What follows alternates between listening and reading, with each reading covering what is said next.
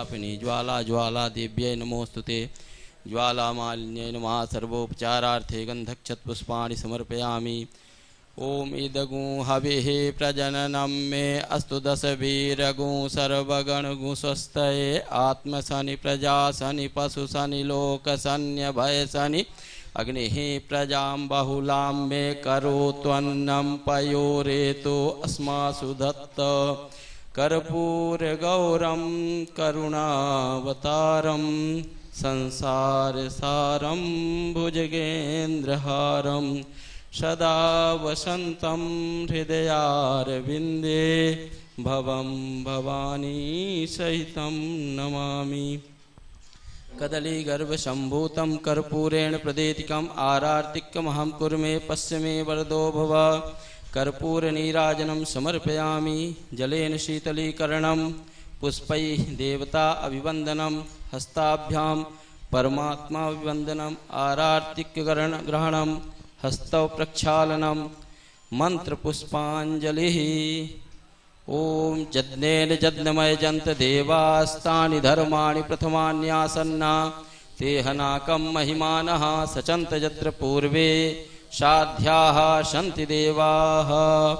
ओम तत्पुरुषाय विद्महे महादेवाय धीमहि तन्नो रुद्रः प्रचोदयात्। नाना सुगंधि पुष्पाणि यथा कालोद्भवानि च पुष्पांजलिर्मया दत्त गृहाण परमेश्वर मंत्र पुष्पांजलि समर्पयामि। यानि कानि च पापानि जन्मांतरकृतानि च तानि सर्वाणि नश्यन्ति प्रदक्षिणां पदे पदे। नमः सर्वहितार्थाय जगदाधार हेतवे साष्टांगोऽयं प्रणाम्यस्तु प्रयत्नेन मया कृता अन्यथा शरणं नास्ति त्वमेव शरणं मम तस्मात् कारुण्य भावेन रक्ष रक्ष परमेश्वर। बोलिए श्री शिव महापुराण की जय, श्री व्यास जी महाराज की जय।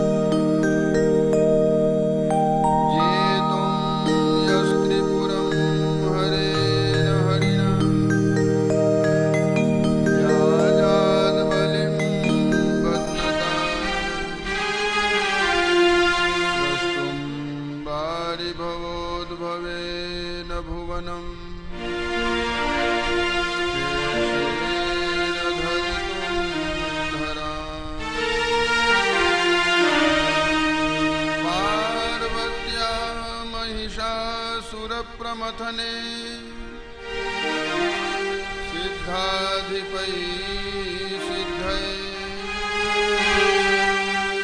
ध्यातः पञ्चशरेण विश्वजितये कायात्सनादाननः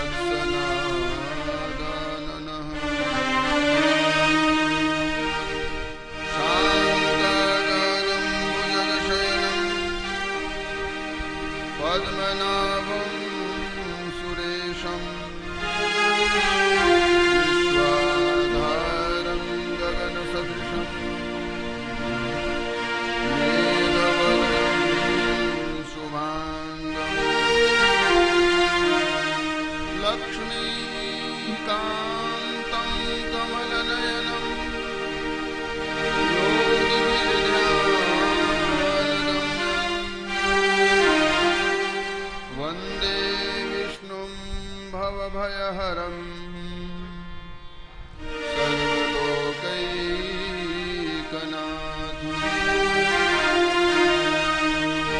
गङ्गातरङ्गरमणीयजटाकलापम्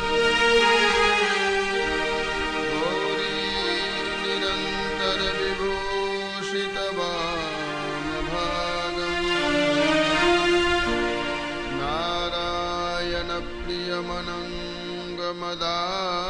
नारायणप्रियमनङ्गमदापहारम् वाराणसीपुरपतिं भज विश्वनाथम्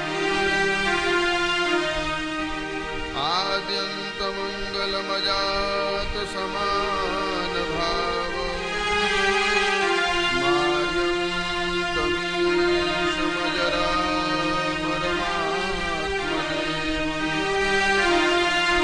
पञ्चाननं प्रबलपञ्चविनोदशीलम् सम्भावये मनसि शङ्करमम्बिकेशम् तव तत्त्वं न जानामि कीदृशोऽसि महेश्वर यादृशोऽसि महादेव तादृशाय नमो नमः।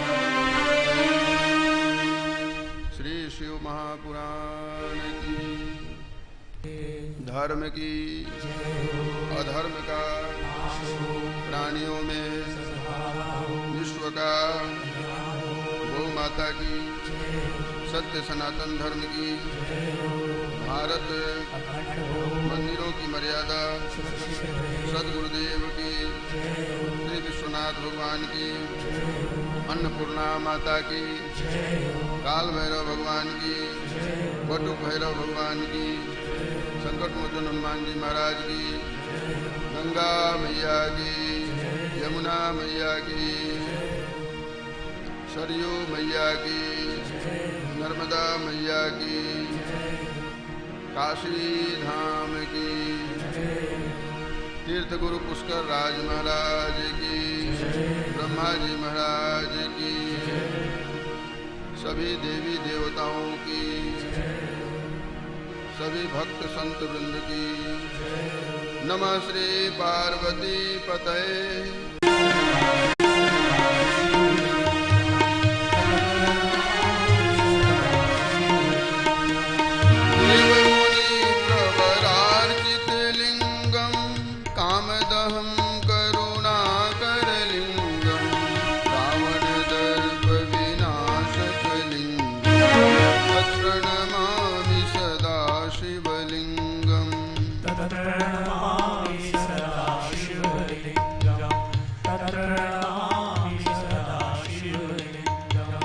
सर्वसुगंधि सुलेपित लिंगम बुद्धि विवर्धन कारण लिंगम सिद्ध सुरासुर वंदित लिंगम तत्प्रणमामि सदा शिवलिंगम।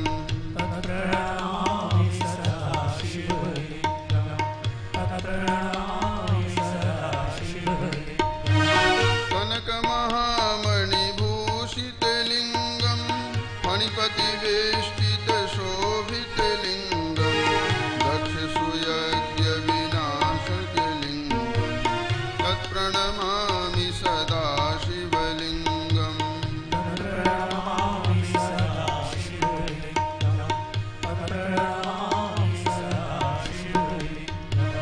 कुङ्कुमचन्दनलेपितलिङ्गं पङ्कजहार सुशोभितलिङ्गं सञ्चितपापविनाशकलिङ्गं तत्प्रणमामि सदा शिवलिङ्गम्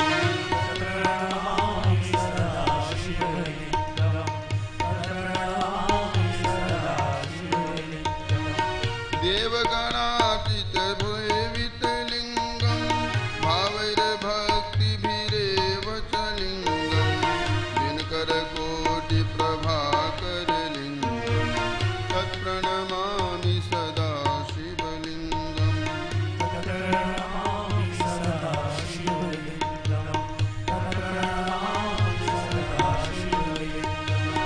अष्टदलोपरिवेष्टितलिङ्गं सर्वसमोद्भवकारणलिङ्गम् अष्टदरिद्रविनाशनलिङ्गं तत्प्रणमामि सदा शिवलिङ्गम्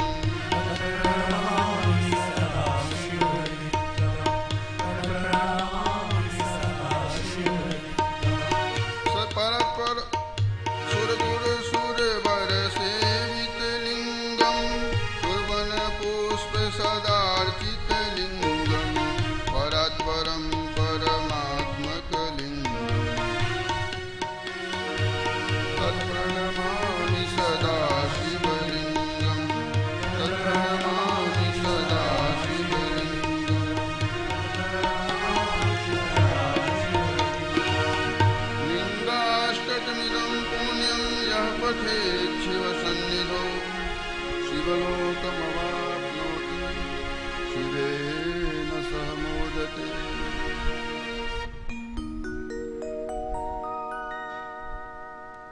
ईश्वर की अहेतु की अनुकंपा से पूर्व जन्मों के पुण्य, काल कर्म, आत्मबीज एवं क्षेत्र की निर्दुष्टता के परिणाम स्वरूप हमें परम पवित्र वैदिक सनातन धर्म, भारतवर्ष की संस्कृति, देववंदिता भारतवर्ष की पवित्रतमा भूमि तथा चतुर्विध पुरुषार्थों को सिद्ध करने वाला स्वस्थ मानव शरीर प्राप्त हुआ है।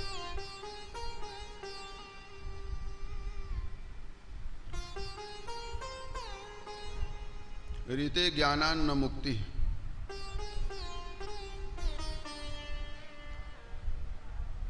बिना ईश्वरीय ज्ञान के मोक्ष की परिकल्पना नहीं की जा सकती है, मोक्ष का स्वरूप सिद्ध नहीं हो सकता है। जो हमारे जीवन में ज्ञान का स्वरूप है वह उतना उच्च स्तर का नहीं है जो हमें ईश्वर से जोड़ सके। जो विद्यालयों में या जो हम डिग्रियां हासिल करते हैं अपने जीवन में, वह सब ईश्वरीय ज्ञान को प्राप्त कराने में समर्थ नहीं है। भुक्ति दिला सकता है लेकिन मुक्ति का संसाधन सिद्ध नहीं कर सकता है। इसलिए वह परम ज्ञान है और वही परम ज्ञान ईश्वर का स्वरूप है।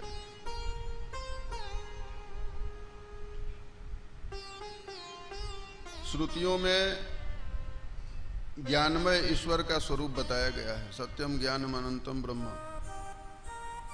अनंत स्वरूप बताया गया है। और शिव पुराण के माध्यम से, चूंकि आज नवम दिवस है और हमें कुछ संक्षिप्त इन कथाओं की चर्चा करनी है, मैंने आपको निवेदन किया था कि कथाएं तो उस प्रारंभ से ही होती आ रही हैं सब,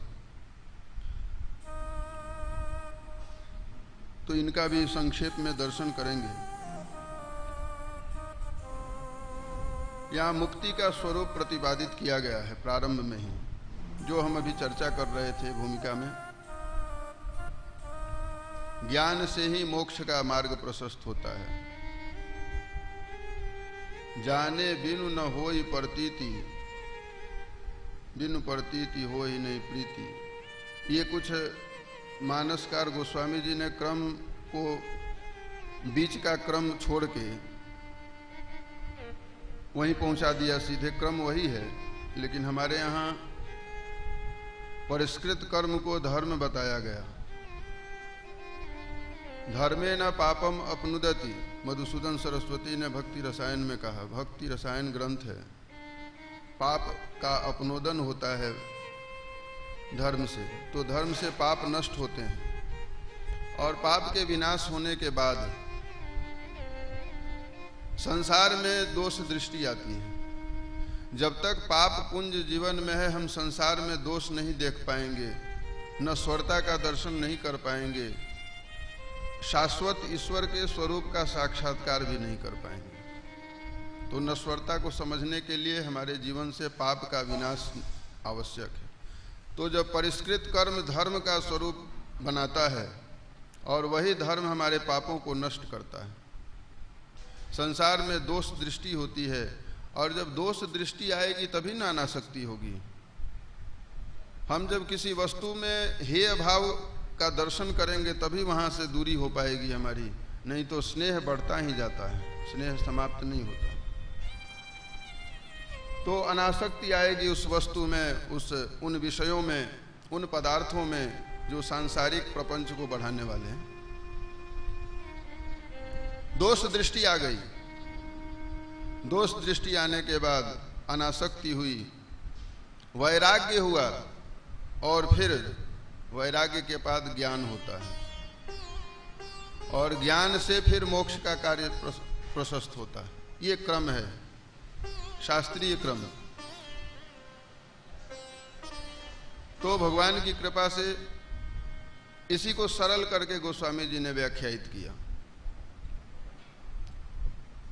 मोक्ष का कार्य प्रशस्त करने के लिए इन क्रमों का ध्यान रखना होगा जीवन में।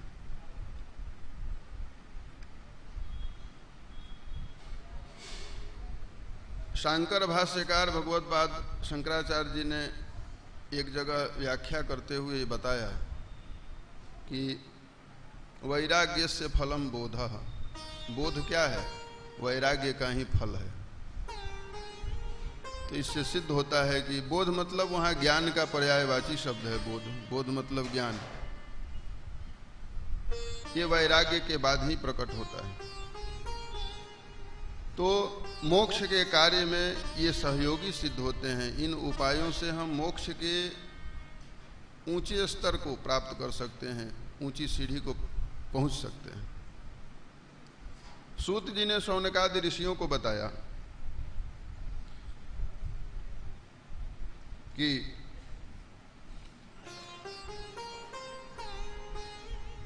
शिव जी का महत्व क्या है, शिव जी की महिमा क्या है और मुक्ति का स्वरूप क्या है। मुक्ति के स्वरूप का वर्णन किया। मुक्ति 4 प्रकार की यहाँ पर हमारे यहाँ बताई गई है, आप सबको भी विदित है। सारूप्या चैव सालोक्या सानिध्या च तथा परा सायुज्या च चतुर्थी सात व्रतेनानेन या भवेत। सारूप्य मुक्ति, सालोक्य मुक्ति, सानिध्य मुक्ति और सायुज्य मुक्ति। सारूप्य, सालोक्य, सानिध्य, सायुज्य, ये मुक्ति के स्वरूप बताए गए। जिसको जो प्रदान करना है भगवान को, वो देने के लिए स्वतंत्र हैं। हमारी योग्यता नहीं है, हमारा पुरुषार्थ नहीं है जो हम इसे हासिल करें या अपना लें। ये उनकी कृपा से जो वो चाहते हैं देते हैं। सायुज्य मुक्ति, वैकुंठ, साकेत, कैलाश आदि लोकों में जो भगवान के साथ बराबर भोग के संसाधन उपयुक्त किए जाते हैं। भोगे साम्यम सायुज्यम कहा। भोग में साम्यता, बराबरी। जिस आसन पे भगवान बैठते हैं उसी आसन पे भक्त को भी वहां बैठाते हैं। जो भोजन करते हैं वही भक्त भी वहां, जो मुक्त है वो भोजन करता है, जहां सोते हैं वहीं सोता है। ये भोगे साम्यम। तो इस प्रकार से मुक्ति के स्वरूप बताए गए। वस्तुतः हमें ध्यान देने की जरूरत है, ये मोक्ष क्या है और मोक्ष का परिणाम क्या होता है। दो शब्द होते हैं मोक्ष में, मोह और क्षय। हमारे यहाँ संतों ने कहा कि मोक्ष का मतलब होता है कि मोह का क्षय हो जाए जीवन में। मोह का क्षय हो जाना ही मोक्ष है। पुराणों में, भागवतादि ग्रंथों में जीवन मुक्त बताया गया है। मनुष्य को जीवन मुक्त होने की बात चर्चा होती है। शरीर के नष्ट होने के बाद, प्राण निकल जाने के बाद मोक्ष की परिकल्पना है, लेकिन हमारे यहाँ जीवन मुक्ति के साधन बताए जाते हैं। मरने के बाद मोक्ष होने की बात, मोह का क्षय हो जाएगा, हमारा मोक्ष हो जाएगा। अब बिना मोह गए भगवान में अनुराग नहीं हो सकता है। मोह गए बिनु राम पद, वो ही न दृढ़ अनुराग। इसलिए चारों ओर ये बात बताई गई। गीता, श्रीमद् भगवत गीता पढ़िए। मोह, इसलिए हमें मोह को नष्ट करना होगा। और वो नष्ट कब होगा? जब उनकी कृपा होगी, भगवान चाहेंगे तो। अर्जुन के कहने से गीता का उपदेश हुआ क्या? उसे क्या पता है कि गीता क्या है, उपदेश क्या है? नहीं पता है कुछ भी। विचार किया भगवान ने कि नहीं, कुछ बताना है इसे। ये अबुध है, बच्चे को ज्ञान नहीं होता कुछ भी। बच्चा तो रोता है, माँ दूध ले आके पिलाती है, कुछ मिठाई खिलाती है, कुछ भोजन कराती है। बच्चा मांगता नहीं है, बच्चे को बोध नहीं है। क्या मांगना है, कितना मांगना है, कब मांगना है, बच्चे को नहीं मालूम है। माँ जानती है। असमय कुछ देती भी नहीं। रात में बच्चा रोता रहे, आइसक्रीम नहीं खिलाएगी या ठंडी कोई ऐसी वस्तु नहीं देगी जिससे जुकाम हो जाए, शरीर अस्वस्थ हो जाए। तो ये मातृत्व का स्वरूप है। यही स्वरूप भगवान में घटित होता है। जब भगवान सगुण रूप धारण करके आते हैं तो यही स्वरूप घटित होता है। तो चार प्रकार की जो मुक्तियों का निरूपण किया, सूत जी वर्णन करते हैं। भगवान के स्वरूप का भी यहाँ वर्णन किया गया। शुकेन व्यास पुत्रेण व्यासेन च मुनीश्वरैः तत्पूर्वैश्चाखिलैर्देवैर् देवैः शास्त्रैस्तथा नहीं।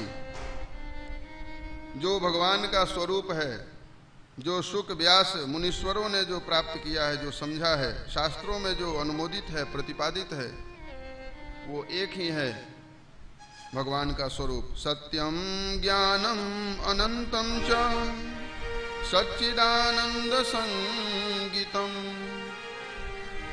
निर्गुणो निरुपाधिश्च अव्ययः शुद्धो निरंजनः। निर्गुणो निरुपाधिश्च अव्ययः शुद्धो निरंजनः। निरुपाधिक है भगवान, अव्यय हैं और शुद्ध हैं। निरंजनः माया रहित हैं। अंजना बोलते हैं माया को। माया रहित भगवान का स्वरूप है। और सत्य का स्वरूप है, या प्रतिदिन ही सुनते रहते हैं। ज्ञान का स्वरूप है भगवान का। सत्यम ज्ञानम अनंत स्वरूप है। और सच्चिदानंद ईश्वर का स्वरूप है। ऐसे भगवान को सबने, ऋषियों ने समझा है, मान। इसलिए सूत जी वर्णन करते हैं, ज्ञानम तो दुष्करम लोके भजनम सुकरम मतम। अब ज्ञान मार्ग से, हमारे यहाँ कई मार्ग बताए गए हैं भगवान की प्राप्ति के।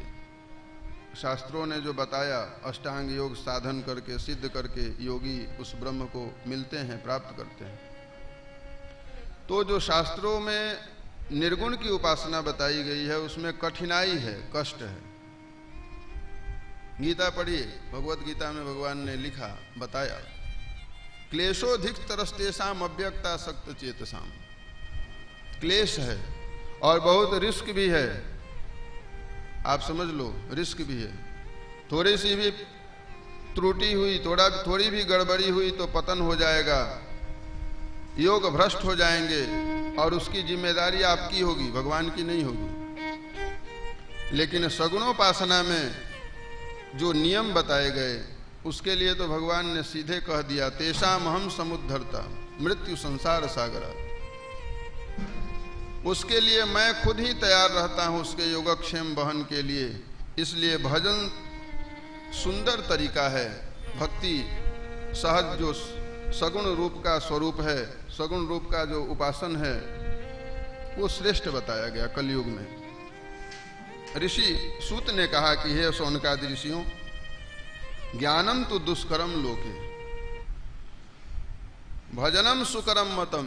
भगवान का भजन ही सुंदर तरीका है उन्हें प्राप्त करने का। इसलिए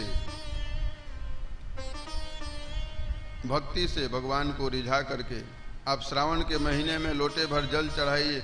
कहाँ प्रपंच में पढ़ने जाएंगे, निर्गुण को ढूंढते रहेंगे आप, उतना ढूंढने में आपका पूरा जीवन निकल जाएगा। साधारण, और सबकी योग्यता भी नहीं, योग्यता का भी तो परीक्षण होता है, सब उसके अधिकारी भी नहीं है, पात्रता भी नहीं रहती ना सब में। आइए बैठिए, सब पात्र भी नहीं है। तो इस स्थिति में हम भगवान की कृपा से, उनकी कृपा का, उनके अनुग्रह का लाभ प्राप्त कर पाते हैं जब हम सगुण की उपासना करते हैं, शीघ्र लाभ प्राप्त कर पाते हैं। सगुण और निर्गुण का विवेचन हुआ है यहाँ पर। शिव को वा हरि को वा, ऋषियों ने प्रश्न किया, शिव जी कौन है, भगवान हरि कौन है, आप हमें बताइए। शिव को वा हरि को वा, रुद्र को वा विधिश्च कह, एतेषु निर्गुणः को वा ह्येतम नश्छिन्दी संशयम। हमारे संशय को दूर करिए आप। शिव कौन है, रुद्र कौन है? सूत जी ने, ये पहले भी चर्चा हो चुकी है हरिहर के अभेदता के विषय में, कहा कि इसमें कोई भी भेद नहीं है। भगवान जो है शिवे त्रिगुण संभिन्ने रुद्रे तु गुणमाद गुणधामनी, रुद्र रूप गुण के साथ अवतरित होते हैं, जो भगवान ब्रह्मा जी के भ्रूमध्य से प्रकट होते हैं, रुद्रावतार होता है, और निर्गुण रूप में महादेव हैं। वस्तुतः इसमें कोई भेद नहीं है, जैसे स्वर्ण में और स्वर्ण के आभूषण में भिन्नता नहीं होती। ठीक है, हमारे यहाँ न्याय सिद्धांत में एक सूत्र पढ़ाया जाता है, विशिष्टा शुद्धान नातिरिच्यते। विशिष्ट जो होता है वो शुद्ध से अतिरिक्त नहीं होता। अश्व को यदि श्रृंगारित किया जाए, बारात के समय में घोड़े को, दूल्हा तो सजता ही है, घोड़े को भी सजाते हैं लोग, कुछ कुछ उसकी मालाएं पहनाते हैं गले में, श्रृंगार होने के बाद ये बन जाता है। ऐसे ही विशिष्ट जो है शुद्ध से अतिरिक्त नहीं माना जाता है। वो विशिष्टता जीवन से अगर निकल जाए तो शुद्धता की सत्ता सामान्य हो सकती है, लेकिन अतिरिक्त नहीं हो सकती है। वो मानव ही रहेगा, पशु नहीं हो जाएगा, शरीर उसका मानव का ही रहेगा। तो विशिष्टता तो सर्वोपरि है, विशिष्टता सबके लिए समादरणीय भाव है, विशिष्ट होना चाहिए। तो शिव जी में निर्गुण गुण सगुण में कोई भेद नहीं है, ऐसा बताया, ज्ञान का निरूपण किया, ज्ञान के स्वरूप को प्रकट किया। यहाँ पर सूत जी ने बताया, सर्वम व्याप्य शिव साक्षात व्यापकः सर्वजंतुषु। इस संसार में भगवान शिव ही चारों ओर व्याप्त हैं इस जगत में, और चेतन अचेतन सब में सर्वत्र भगवान की ही सत्ता विद्यमान है। आप ये मत सोचिए कि शिवालय में शिव जी बैठे हुए हैं, देवालय में देवता विद्यमान हैं, चारों ओर बैठे हैं। छोटे छोटे जीवों के अंदर भी उस भगवान की सत्ता है, ईश्वरीय सत्ता है। इसलिए हमारे यहाँ संत महापुरुष जीवों को भी दुख नहीं पहुँचाते। छोटे जीव को भी, आप चींटी को भी दुखाते हैं तो भगवान को दुख होता है। मच्छर को भी मारते हैं गुड नाइट जला के तो भगवान को ही दुख होता है। अब आप अपनी गुड नाइट करने के लिए उसको जीवन उसका नष्ट कर देते हैं, और बच्चों का जीवन, और कई लोगों को मैंने देखा है कमरा बंद करके गुड नाइट जला के बच्चों को भी सुला देते हैं उसमें। बताओ उनकी बीमारी फैलेगी कि नहीं फैलेगी? वो तो जल्दी मरेंगे, सांस के रोगी बच्चे हो जाएंगे। आत्मनः प्रतिकूलानि परेशान न समाचरे, जो हमें अच्छा नहीं लगता वो दूसरे को भी अच्छा नहीं लगेगा, ऐसा भाव रखना चाहिए। अब शब्द हमें सुंदर नहीं लगते तो दूसरे को भी सुंदर नहीं लगेंगे, तो दुखाना नहीं है। सबसे सुंदर व्यास जी ने पाप और पुण्य की परिभाषा बताई। किसी ने पूछा कि पुराणों का निचोड़ बताइए, इतने पुराण पढ़ने का समय नहीं हो तो पाप पुण्य को कैसे समझा जाए?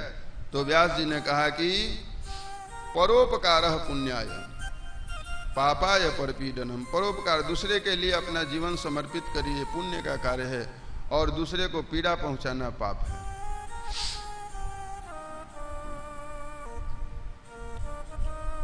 तो इस प्रकार से कोटि रुद्र संहिता को नमन करते हुए स्वर्गति का वर्णन किया। अब इसको संक्षेप में हम दर्शन करते हुए चलेंगे, बीच में कुछ प्रसंगों पर विचार करेंगे। उपमन्यु को उपदेश प्राप्त हुआ, शिव जी का महात्म्य बताया। आप ध्यान पूर्वक सुनते जाइए, क्योंकि मैंने कहा था कि कथा का सार जहाँ पर समास की जरूरत होगी समयाभाव से वहाँ करेंगे, लेकिन अध्याय को नहीं छोड़ेंगे। ये चर्चा हुई थी हमारी। तो शिव माया का प्रभाव वर्णन भी किया गया यहाँ, और फिर महापातकों का वर्णन हुआ, नरक लोक का वर्णन हुआ। नरक स्वर्ग क्या होता है? स्वर्ग नरक के विषय में आपने सुना होगा जरूर, बचपन से सुनते आ रहे हैं कि जो पापिष्ट लोग होते हैं वो नरक को जाते हैं, जो पुण्यात्मा होते हैं वो स्वर्ग को जाते हैं। तो ये स्वर्ग नरक वस्तुतः क्या है? ऋषियों ने पूछा, महाराज सूत जी ने बताया। स्वर्ग नरक की परिकल्पना क्या है, किन कारणों से, किन पापों से नरक की प्राप्ति होती है, सब 28 प्रकार के नरक बताए। यहाँ पर तो नरकों की लंबी व्याख्या है, श्री भागवत महापुराण में संक्षेप है, लेकिन यहाँ नरकों के भी 28 के भी अलग अलग 5-5 विभाग बताए गए। तो आपको ध्यान देने की जरूरत है कि हमारे अगर कर्म परिष्कृत नहीं होंगे, विशुद्ध नहीं होंगे, तो नरक भोग, जीवन में नरक भोग की प्राप्ति होगी, नरक जाना पड़ेगा। अब आपके मन में एक प्रश्न आएगा, कई लोग जो अधिक पढ़े लिखे हो जाते हैं उनके मन में शंका होती है, भौतिकवादी लोगों के, कि मरने के बाद तो शरीर दूसरे आत्मा शरीर में प्रवेश कर जाती है, तो ये नरक स्वर्ग कौन जाता है? तो ध्यान पूर्वक सुनिए। स्वर्ग नरक की जो परिकल्पना है कभी भी कपोल कल्पित नहीं हो सकती है, शास्त्रीय है। और दूसरी चीज, हमारे यहाँ जो स्वर्ग नरक प्राप्त करने वाला जो शरीर है वो अलग से बनता है जब मृत्यु हो जाती है। आप ध्यान दीजिए, हमारे शरीर का विनाश हो गया, दूसरा शरीर का उदय होने वाला है। प्रारब्ध के अनुसार ये शरीर नष्ट हो गया, दूसरे शरीर का प्रारंभ होने वाला है, दूसरे शरीर का कर्मों के आधार पर हमें मिलने वाला है। उस बीच की जो अवधि है, उस बीच का जो समय है उसको प्रायण काल कहा गया है। प्रायण काल, प्रयाण काल नहीं, प्रायण काल। और इसी प्रायण काल में भाव राज्यगत जो शरीर होता है, इसकी व्याख्या स्वामी जी बहुत करते हैं, शंकराचार्य जी बहुत सुंदर तरीके से करते हैं, हमें बड़ा प्यारा लगता है उनका प्रवचन, बहुत सुंदर।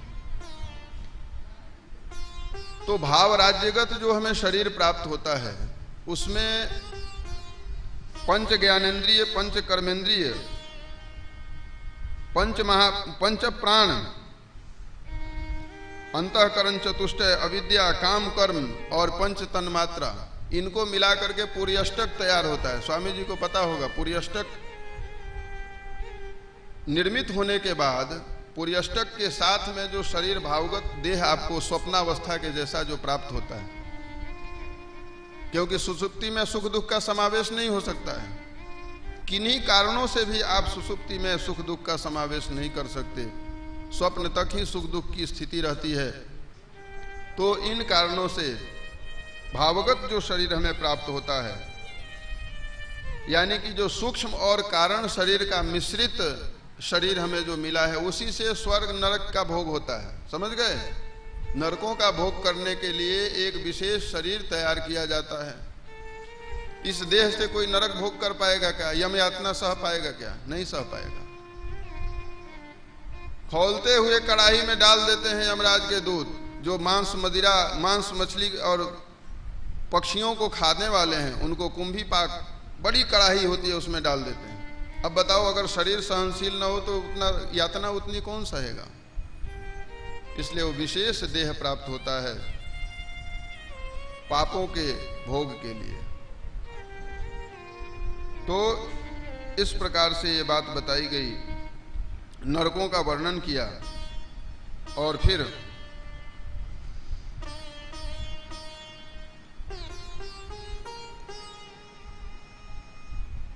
नरकों में जाने वाले उन जीवों के विषय में बताया।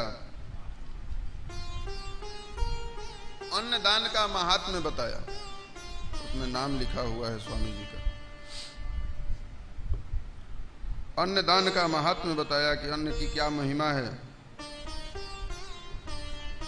आप ध्यान दीजिए, अन्नदान, विद्यादान, भूदान सबकी अलग अलग महिमा है। पुराणों में भिन्न भिन्न प्रकार से बताया जाता है। अगर कोई भूखा व्यक्ति है, उसे भोजन देना ही चाहिए। हमारे यहाँ ये परंपरा है। रसोई में भी अतिरिक्त भोजन बना के माताएं रखती थी पहले के समय में। कोई अतिथि आ जाए, कोई भिक्षुक आए तो उसे दिया जाएगा। तो इस प्रकार से ये सारी बातें बताई गई। और अन्नदान का महत्व ज्यादा है। विद्यादान, अन्न दान का मतलब ये होता है कोई भी दान हो। यहाँ दान के विषय में चर्चा की गई। 3 प्रकार के दान होते हैं, सात्विक, राजस और तामस। श्रीमद् भगवद गीता में दातव्यमिति यद्दानम दीयते नोपकारिणे देशे काले च पात्रे च तद्दानम सात्विकम स्मृतम। देश काल और पात्र का विचार करके जो दान किया जाता है वो सात्विक दान है। राजस दान ऐसे ही। तो देश काल का विचार करना है, पात्र का भी विचार करना है। कहीं भी किसी को कुछ नहीं दे सकते। अगर कहीं भी देंगे तो आपके धन का दुरुपयोग हो सकता है। पात्र नहीं रहेगा तो कहीं अन्य जगह पे लगा देगा, आप दोष के भागी हो जाएंगे। इसलिए देश काल पात्र का विचार जरूरी है। दान की महिमा बताई, सामान्य दान के विषय में बताया। नरकों से उद्धार का भी उपाय बताया गया। हम क्या करें कि नरकों से हमें मुक्ति मिल जाए, नरक जाना न पड़े। ये आप सब चाहते होंगे। मानव का मात्र का यह संकल्प मन में बात आती है उसके, कि नरक जाना न पड़े, यातना न मिले। तो इसके लिए आपको यही करना होगा, भगवान का भजन करिए, अपने इष्ट का ध्यान पूजन करिए, उनके प्रति समर्पित हो जाइए। तो जब समर्पण हो जाएगा तो जो भी हम कार्य करेंगे, यद्यत कर्म करोमि तत्तदखिलम शंभो तवाराधनम, भगवान की वो आराधना हो जाएगी। वो कर्म आपका नहीं होगा, अभिमान शून्य जीवन हो जाएगा। हम कर रहे हैं ये भाव नष्ट हो जाएगा। तो आप उसके कभी भी दोषी नहीं होंगे। जम्बू द्वीप का वर्णन किया यहाँ पर, सप्त द्वीप वर्णन। और फिर लोक वर्णन किया।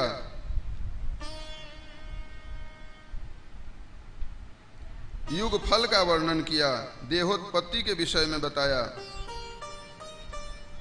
और दूसरी चीज, एक बात और ध्यान दीजिए, अगर हमने कोई जीवन में पाप कर ही लिया, ये पता है कि हमने ये पाप किया है, तो उसके लिए एक उपाय और है, प्रायश्चित, पश्चाताप।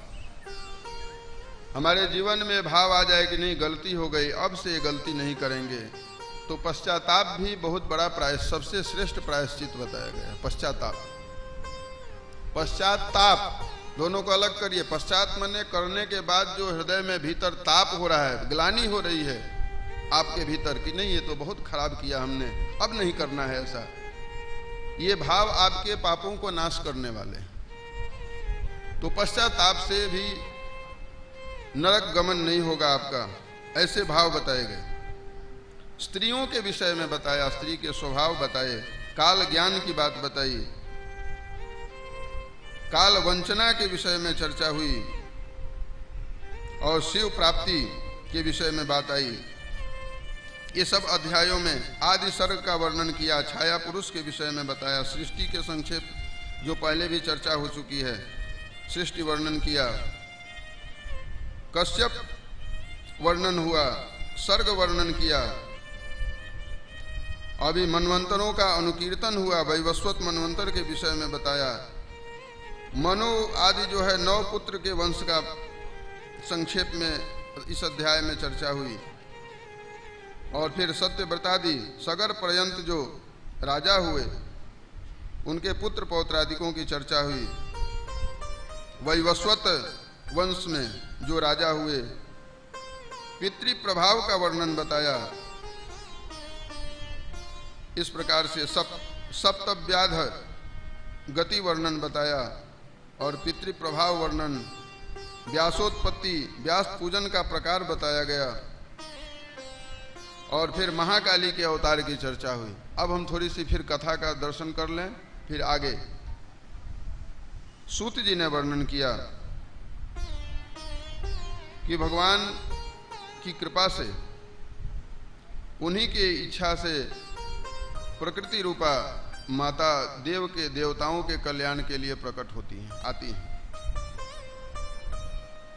एक बार की बात है, विरथ नाम के एक राजा हुए स्वारोचिस मनवंतर में। विरथ, और विरथ नाम के राजा के पुत्र का नाम था सुरथ। जो आप दुर्गा सप्तशती पढ़ते हैं ना, दुर्गा सप्तशती में सुरथ समाधि, वही ये कथा यहाँ पर उल्लेखित की गई है। तो सुरथ नाम के जो राजा थे उनके अनेक पुत्र हुए, लेकिन शत्रुओं के द्वारा राज छीन जाने पर वो जंगल में चले गए। वहाँ पर मेधा ऋषि के दर्शन होते हैं उनको, और वहीं समाधि नाम के वैश्य से मुलाकात होती है। परस्पर वार्तालाप के क्रम में वैश्य ने भी बताया कि समाधि नाम वैश्यो हम उत्पन्नो धनी नाम कुले, मैं भी बहुत बड़ा धनी समाधि नाम का वैश्य हूँ, लेकिन पुत्र पौत्रादिकों ने हमें घर से भगा दिया, हमारी संपत्ति छीन ली। ये बड़ी विचित्र बात है। जो आपने अर्जित किया अपने जीवन में, आप असमर्थ हो गए और बच्चों ने आपसे छीन लिया। जो कमरा आपने अपने लिए बनाया था, बुढ़ापे में खांसी आ रही है, कफ निकल रहा है, भिन्न भिन्न प्रकार से गंदगी शरीर से बाहर हो रही है, न चाहने पर भी वृद्धावस्था का लक्षण परिलक्षित हो रहा है, घर वाले घिन जा रहे हैं और घर से बाहर कर देते हैं। किनारे वाली कोठरी में दादाजी को रखो, ये रात भर खांसते हैं। आपने सब बनाया, लेकिन आप ही तो बाहर हो गए, तो फिर क्यों बनाया? मैं पूछता हूं आपसे, क्यों आपने बनाया? ये बात जिसे समझ में आ जाएगी वो कभी भी ऐसी गलती नहीं करेगा, अपने लिए करेगा, अपनों के लिए नहीं मरेगा। जो अपनों के लिए मरते हैं वो अपने लिए कभी कुछ नहीं कर सकते। ये शब्द सामान्य आपको लगेगा, लेकिन बहुत सुंदर दर्शन छुपा हुआ है, अपने लिए करना।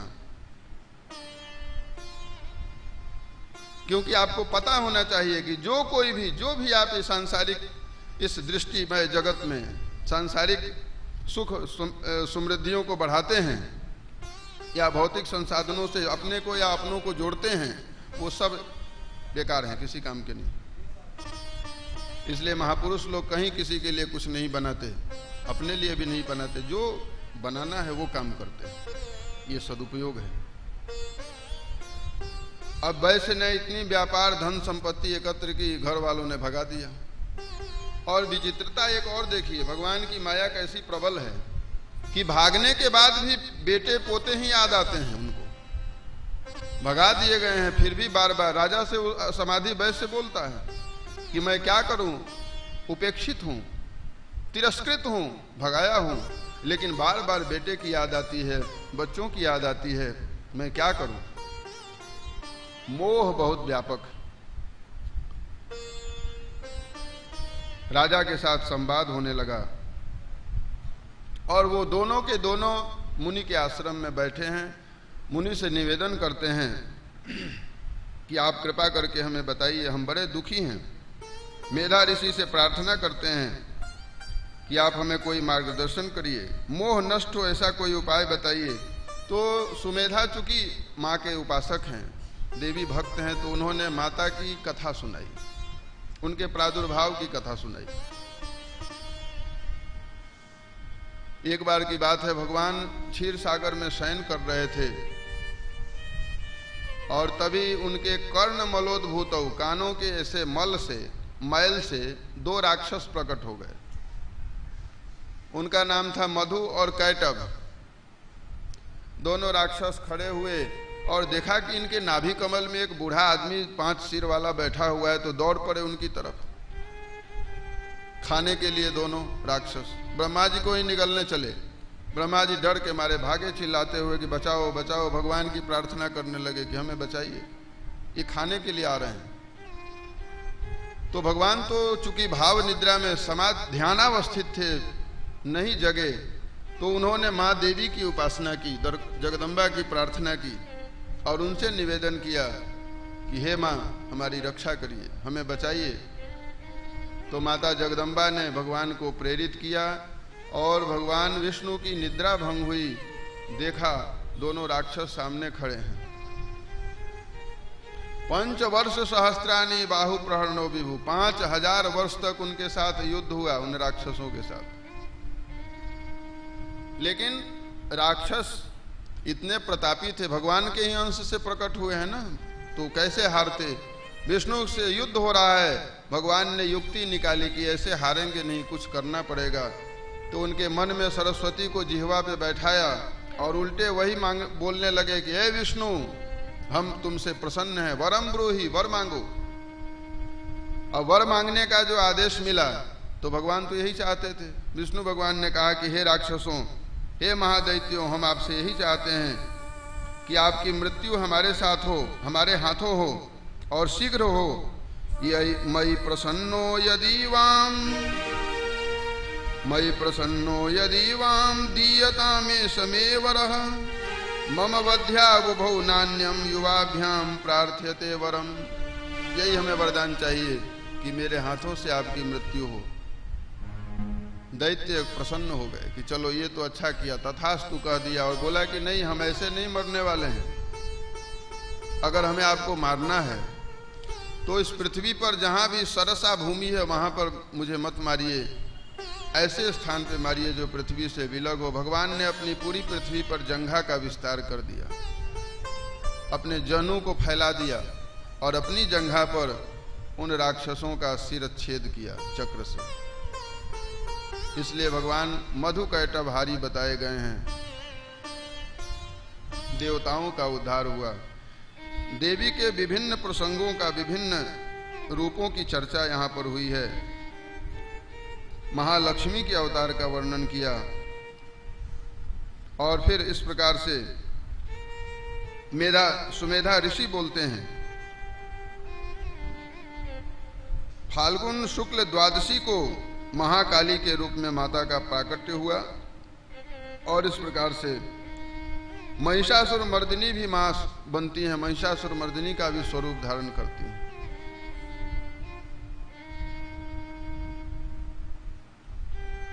रंभ दैत्य का जो पुत्र महिष है, उसने इंद्र को भी पराजित कर लिया और इंद्र को पराजित करके उसने सब देवताओं को भगा दिया स्वर्गलोक से। एक बार माता के दर्शन हुए उसके गण को और उसने जाकर के बताया शुंभ को कि बड़ी सुंदरी स्त्री है, ये आपके योग्य है। तो मोहित है, राक्षस है। कहा कि जाओ उसे बताओ कि मेरे पास चली आए। दूत भेजा, लेकिन मां ने कहा कि मैंने तो एक प्रतिज्ञा कर रखी है, ऐसे मुझे कोई नहीं ले जा सकता है, न मैं कहीं जाने वाली हूं।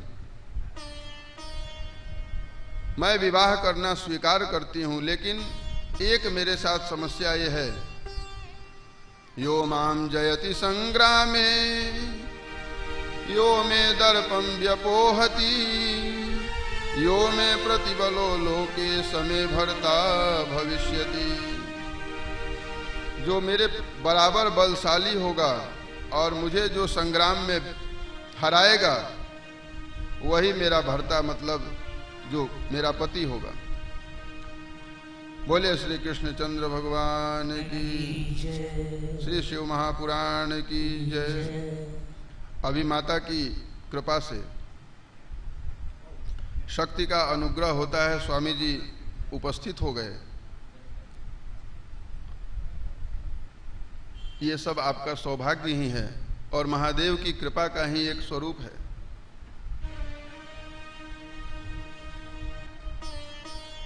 महाअवतार बाबा जी के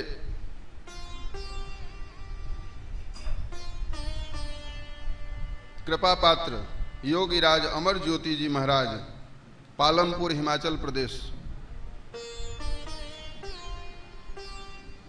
स्वामी जी के द्वारा महाअवतार बाबा जी मेडिटेशन सेंटर विश्व के विभिन्न स्थानों पर संचालित हो रहा है। इनकी देखरेख में क्रिया योग का प्रचार हो रहा है। ध्यान एवं साधना की जो वास्तविक विधि है, यथार्थ विधि है, जो शास्त्रीय विधि है, वो स्वामी जी के देखरेख में इनके अनुग्रह से संचालित की जा रही है। ये हमारे लिए सनातन धर्म का परम उत्कर्ष है। इसलिए आप वहीं बैठे बैठे नमन करें। महापुरुषों के दर्शन जीवन को धन्यता प्राप्ति के लिए पर्याप्त होते हैं।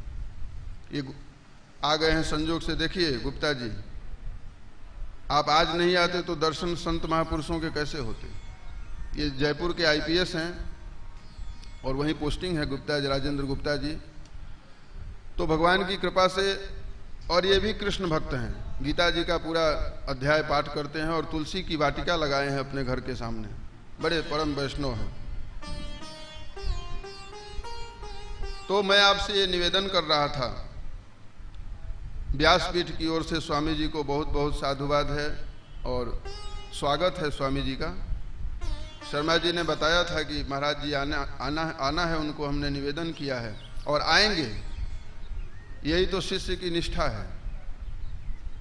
हाथी ने कहा कि भगवान आएंगे, मुझे विश्वास है। मेरे जैसे पशु के रक्षा के लिए भी भगवान, माद्रिक प्रपन्न पशुपाश विमोक्षण आएंगे, रक्षा करेंगे हमारी। यही तो शरणागति है। कल मैंने चर्चा की थी, रक्षिष्यति विश्वासः, भगवान मेरी रक्षा करेंगे। तो गुरु के वचनों पर, गुरु की आज्ञा और गुरु के वचनों पर श्रद्धा रखना, गुरु शास्त्र के वचनों पर, ये सब भगवान की कृपा से ही संभव हो पाता है।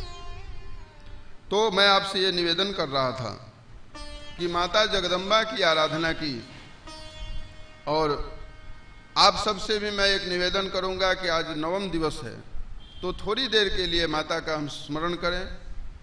मंत्रों में तो कर ही रहे हैं, कथाओं के बीच में, लेकिन एक स्तुति है, स्तुति गान हम सब करेंगे थोड़ी देर के लिए। 2-4 अंतराओं का ध्यान करिए और आप मेरे साथ में पीछे से दोहराइए या सुनिए। मां मणिद्वीप वासिनी की स्तुति की है सभी देवताओं ने। महिषासुर मर्दिनी के रूप में मां अवतरित हुई हैं। आप कल्पना करिए, राक्षस महिषासुर का उद्धार किया है, शूल से उसके गले का छेदन किया है और फिर गले को काट दिया है। क्योंकि जो मातृभाव है, मातृभाव का परित्याग करके जाया भाव में अवस्थित होना ही राक्षसी वृत्ति है। देवियों को, स्त्रियों को, संपूर्ण संसार की स्त्रियों को माता का स्वरूप माना जाता है। स्त्रियः समस्ता सकला जगत्सु। ऐसी स्थिति में जो भोग्य की संसाधन माने स्त्रियों को, वो राक्षस ही होता है। तो उसे धरती पे रहने का कोई मतलब नहीं है। मां ने उसका उद्धार किया। देवताओं ने एक प्रश्न किया है वहां पर कि आप बताइए, आप उस दृष्टिपात से ही उस राक्षस को भस्म कर सकती हैं। आप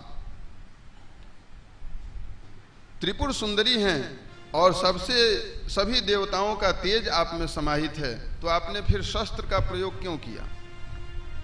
जो काम आप संकल्प से कर सकती थी, उसके लिए शस्त्र की क्या जरूरत थी? दृष्ट्वैव किं न भवति प्रकरोति भस्म, सर्वासुरा नरिषु यत् प्रहिणोति शस्त्रम। अरे जो दृष्टि से आप कार्य कर सकती थी, उसके लिए शस्त्र त्रिशूल चलाने की क्या जरूरत थी? ये अनुग्रह है। देखिए माँ का, क्वचिदपि कुमाता न भवति। यद्यपि वो राक्षस है, फिर भी माँ है ना, माँ को दया होती है। अगर मैं संकेत और दृष्टिपात से इसको भस्म कर देती हूँ तो वह गति नहीं मिलेगी जो शस्त्र के आघात से मिलने वाली है। क्योंकि माँ का ही स्वरूप जो त्रिशूल है, जो उनके अंग आयुध है ना, वो तद्रूप हैं। ये भगवती का जगत अवतार है। मैंने एक दिन और निवेदन किया था आपसे, भगवान जगत बनाते भी हैं और जगत बनते भी हैं। ये सगुण रूप की विशेषता है उनकी। तो यह जगत रूप है। खड्ग भी माँ का ही स्वरूप है, इसलिए अंगों के शास्त्र में शस्त्र की पूजा भी होती है।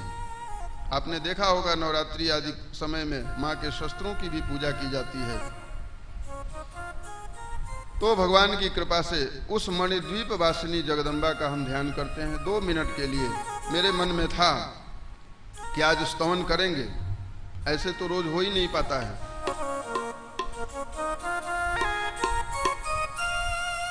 हमने बाल्यकाल में ये स्तुति लिखी थी और यही एक पुस्तक का रूप धारण कर चुकी है। तो वहीं की है स्तुति है, अखिलांड मंडल मंडिते मणिद्वीप वासिनी ते नमः।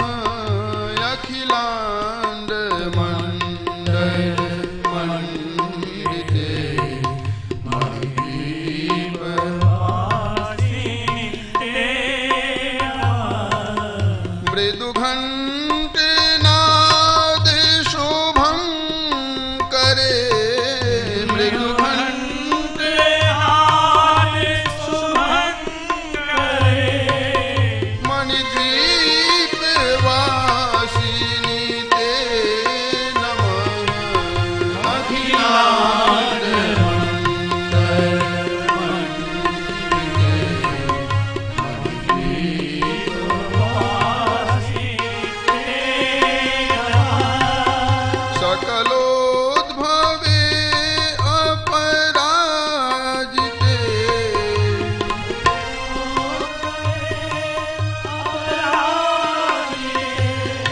विकराल काल कलेवरे दृग गोचरे प्रलयंकरे।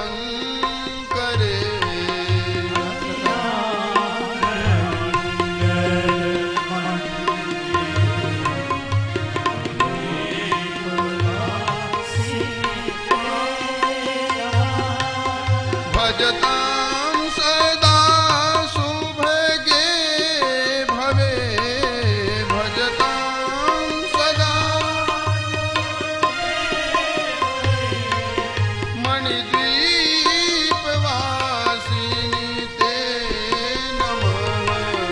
अखिलांड मंडल मंडिते मणिद्वीप वासिनी। बोलिए मणिद्वीप वासिनी माता की। अभी देवताओं ने स्तुति की और अनुग्रह के साथ में निग्रह किया माता जगदम्बा ने दैत्यों का। और इस प्रकार से अभी एक प्रसंग वायवीय संहिता का है, संक्षेप में दर्शन करेंगे और फिर मेरा निवेदन होगा। शर्मा जी ने भी चर्चा की थी और मेरा भी अपना निवेदन व्यासपीठ से होगा कि स्वामी जी के 2 शब्द आशीर्वचन के रूप में जो कुछ भी हो आप भक्तों को प्राप्त हो।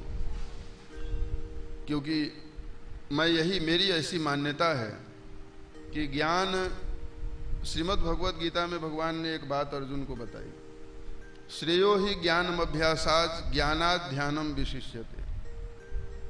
तो ज्ञान से ध्यान की बड़ी महिमा है।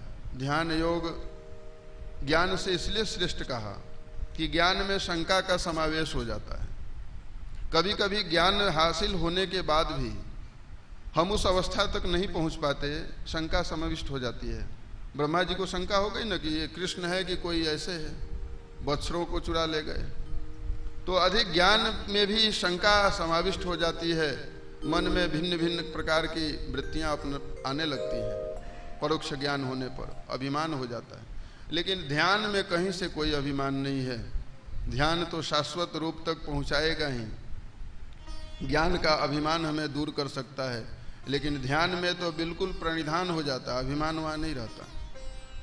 तो ऐसे परम ध्यान योगी अगर हमारे लिए सुलभ हुए हैं किसी न किसी पुण्यों के प्रकर्ष से, तो उनका आशीर्वचन अवश्य हमें मिलना चाहिए, ये हमारी अपनी मान्यता है। तो एक प्रसंग का दर्शन करके और फिर यहाँ वाणी को विश्राम करेंगे हम। वायवीय संहिता का प्रसंग है, लक्ष्मी माता का अवतार। इन प्रसंगों को देखते हुए आगे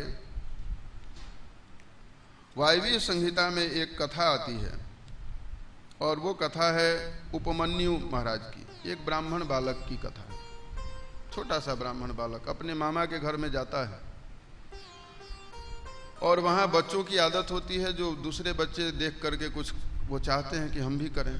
तो मामा के पुत्र को दूध पीते हुए देख करके बालक की भी इच्छा हुई, और दुग्ध उसे प्राप्त नहीं हो पाया, तो अपनी माँ से रोते हुए निवेदन करने लगा कि हमें भी दूध चाहिए, हमें भी दूध चाहिए, और थोड़ा सा नहीं चाहिए, बहुत सारा दूध हमें चाहिए। माँ ने कहा कि बेटा दूध, हम गरीब हैं, हमारे पास गाय नहीं है, हमारे पास साधन नहीं है, हम कैसे दूध पिलाएं तुम्हें। नहीं, जिद कर दी। बाल हट बहुत विचित्र होता है, राजहट, बाल हट और स्त्री हट। बालक ने कहा कि नहीं, हमें दूध पीना है। तो माँ ने कहा कि चलो ठीक है, मैं कोई उपाय करती हूँ। तो उसने जो सिलोंछ वृत्ति बोलते हैं, जो खेतों में धान आदि अन्न गिरे हुए थे, उनको चुन के लाई और उसे पीस के दूध बना के पिला दिया। तो दूध का वास्तविक न गुण था न धर्म था, इसलिए बच्चा और रोने लगा कि नहीं, दूध नहीं है, क्या पिला दिया आपने, ये तो दूध नहीं है। तो माँ ने कहा कि अगर दूध पीना है तो महादेव की स्तुति करो, उनके जाकर के मांगो, मैं क्या करूं। और सच में उस बच्चे ने दृढ़ता पूर्वक महादेव का स्तवन किया। उनकी इतनी भावना से की प्रगल्भता से उनकी स्तुति की, उनका आराधन किया कि भगवान प्रकट हो गए। पंचाक्षर का जप किया। इंद्रादिक देवता परीक्षा के लिए आते हैं कि मैं इंद्र हूं, जो कुछ भी चाहिए मेरे से मांग लो। बालक दृढ़ है, क्योंकि ध्यान योग में अवस्थित है ना, ध्यान योग में कोई शंका का स्थान ही नहीं होता। कहा कि नहीं नहीं, मुझे आपसे कोई जरूरत नहीं, मुझे अपने महादेव से मिलना है। और दृढ़ता का परीक्षण करने के बाद महादेव वहां प्रकट हुए। भगवान ने दर्शन दिया और वर दिया कि तुम्हें थोड़ी सी दूध की बात क्या करते हो, आज से क्षीर सागर देता हूं, और क्षीर सागर ही नहीं, मधु सागर देता हूं, इक्षु सागर देता हूं, दधि सागर देता हूं। सप्त जो सिंधु हैं, सप्त सिंधु दान कर दिया, और पुए का पहाड़ बना के दिया। मतलब भोग की पराकाष्ठा। लेकिन शायद वरदान में भी कहीं न कहीं से परीक्षा छुपा हुआ था, परीक्षा का ही भाव था। उपमन्यु ने कोई उपयोग नहीं किया उन वस्तुओं का। भौतिक संसाधनों से युक्त होना बुरी बात नहीं है। संसार में जब आप त्यागमय जीवन जिएंगे तो लोग आपके पीछे ऐसे ही दौड़ेंगे, स्वाभाविक है। महापुरुषों के पीछे वैभव संपन्न लोग भागते रहते हैं, दौड़ते रहते हैं। मेरे गुरुदेव थे, उनके पीछे सब दौड़ते रहते थे, साधन संपन्न लोग। लेकिन आसक्ति उन वस्तुओं में उनकी नहीं होती थी। तो मैं आपसे निवेदन कर रहा था कि परीक्षणार्थ भगवान ने ही शायद ये साधन उपस्थित किए, लेकिन कोई आसक्ति नहीं थी। तो लगा भगवान भोलेनाथ को कि ये बड़ा प्यारा है, गोद में उठा लिया उसे और पार्वती जी को दे दिया कि जाओ, आज के बाद कार्तिकेय गणेश की तरह ये भी हमारा ही बेटा है। उपमन्यु को पुत्रत्व, पुत्र पद प्रदान किया। ऐसी करुणा वत्सलता कहाँ होगी जो गुरु का शिष्य के प्रति होता है, जो भगवान के भक्त के प्रति होता है। इसलिए सब एक ही रूप है, भगवान ही गुरु हैं। गुरुर ब्रह्मा गुरुर विष्णु गुरुर्देवो महेश्वर।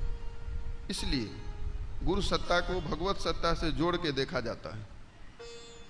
अधिक विचार करने की जरूरत नहीं, बस ज्ञान अधिक लगाएंगे तो फिर बात बिगड़ने लगेगी। भाव से बस इस बात को समझिए कि गुरु ब्रह्मा है, गुरु ब्रह्मा की तरह विष्णु है, और गुरु वचनों का अनुसरण करिए। उपमन्यु ऋषि को भगवान भोलेनाथ ने कैलाश पे स्थान दिया और गण नहीं बनाया, अपना पुत्र बनाया। ये त्याग की ही महिमा है। तो इस प्रकार से वायवीय संहिता के पूर्व भाग में उत्तर भाग में कुछ और भी प्रसंग वर्णित किए गए, पंचाक्षर की महिमा बताई गई। कलयुग में पंचाक्षर जप का बड़ा महत्व है। जो नमः शिवाय, नमः शिवाय, ये 5 अक्षर के जो मंत्र हैं, इसकी महिमा मंत्र की बताई गई। चाहे जो भी मंत्र हैं आपके इष्ट के दिए हुए या ध्यान में, वो सब आपके उद्धार के लिए पर्याप्त हैं, उद्धार के साधक हैं। तो सूत जी ने शौनकादि ऋषियों को बताया कि कलयुग में पंचाक्षरी विद्या का अत्यंत महत्व बताया जाएगा। और भक्त्या पंचाक्षरे नैव यो हिमाम सकृदर्चयेत, भगवान भोलेनाथ ने कहा कि इस पंचाक्षर मंत्र से जो मेरी अर्चना करेगा, नाम जप करेगा, वो मेरी भक्ति प्राप्त कर लेगा, मुझे प्राप्त कर लेगा। लेकिन शर्त यही है कि मन इधर उधर, अब हम तो ध्यान करने बैठते हैं, आप खुद अपने मन से पूछिए, जब करने बैठते हैं तो चाय की याद आती है, अरे चाय बनी कि नहीं, जब भी हो रहा है चाय भी पूछते रहते हैं। दुकान की याद आने लगती है, ऑफिस को देर हो जाएंगे ये भी याद आने लगती है। अब गुप्ता जी ने तो अपना ऑफिस वहीं बना लिया है, अपने गोपाल जी को भी ऑफिस में ही रख लिया है, ये अलग की बात है। तो जो आसक्ति वस्तुओं में जो हमारी होती है, मन का जो एकाग्रता मन में नहीं होती है, वही ध्यान से विचलित कर देता है। भगवत पाद शंकराचार्य जी ने कहा मन का स्वभाव चंचल है, लेकिन उसे अभ्यास से न तो कौनते, अभ्यास करते रहिए। गुरु की आज्ञा से, गुरु के अनुग्रह से, उनकी छत्र छाया में जब धीरे धीरे अभ्यास बढ़ेगा तो मन एकाग्र होने लगेगा, अवश्य होगा। और जब मन की एकाग्रता होगी, वही एकाग्रता ध्यान में परिवर्तित होती है ना, ध्यान ऐसे ही, तब समाधि की अवस्था आती है। धारणा के बाद ध्यान, फिर समाधि। तो लिंग पुराण में बहुत सारी ये विवेचनाएं आती हैं। तो मैं आपसे निवेदन कर रहा था कि भगवान की कृपा से पंचाक्षर की महिमा का उल्लेख करते हुए शिव पुराण के अंतर्गत जो सप्त संहिताएं हैं, जो भी विषय वंचित रह गए हों सुनने कहने से, वो महादेव को समर्पित करते हुए, चूंकि भगवान की कथा 6 दिन 8 दिन 9 दिन में नहीं होती है, कभी भी हो नहीं सकती है, कोई कर भी नहीं सकता है। ये न ज्ञान पर्याप्त है ईश्वर की विवेचना में, और न कोई मनुष्य समर्थ है। तो इसलिए उस ज्ञान स्वरूप परमात्मा को, महादेव को नमन करते हुए हम यहाँ वाणी को विश्राम देना चाहेंगे और स्वामी जी से पुनः एक बार निवेदन करेंगे कि आशीर्वचन अपना हमें दें। और ये माइक जो है कहाँ गए जी, थोड़ा सा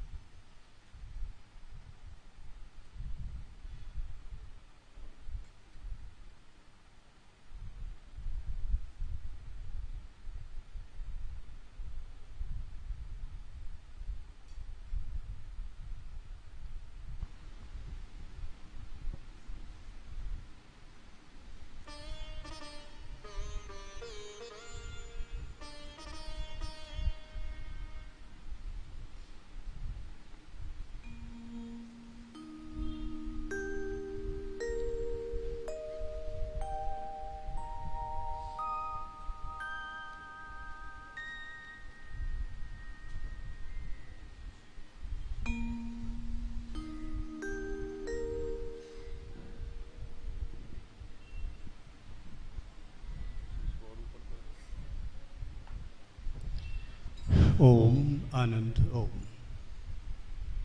निर्भयता संगठन आनंद। प्रिय बंधु,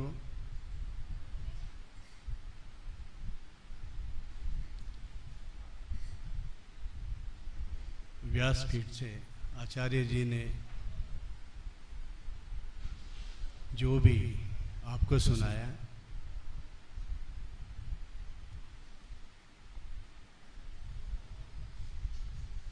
जितनी बार सुनोगे उतनी ही बार एक नयापन होगा, उसमें से नए भाव होंगे।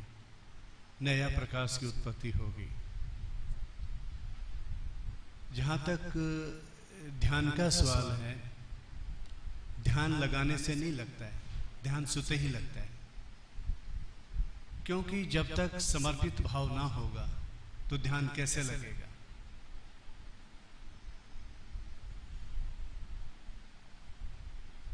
पहले आपने देखा होगा कि जिस टाइम शुरू में हिंदुस्तान में टीवी चले थे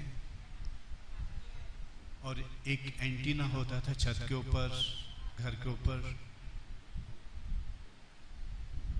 जरा भी पक्षी उस पर बैठ जाते थे तो एंटीना हिल जाता था और पिक्चर क्लियर नहीं होती थी, धुंधली पिक्चर हो जाती थी, टिमटिमाते हुए बिंदु की तरह या लकीरें झिलमिल होती थी। तो उन दिनों में एक भाई टीवी के पास होता था, एक गली में खड़ा होता था और एक जहां एंटीना लगा हुआ था उस पोल को हिलाता था।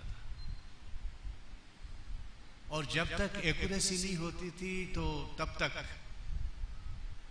कभी लेफ्ट कभी राइट कभी लेफ्ट, और सब कुछ होने के बाद फिक्स करने के बाद फोकस करते थे।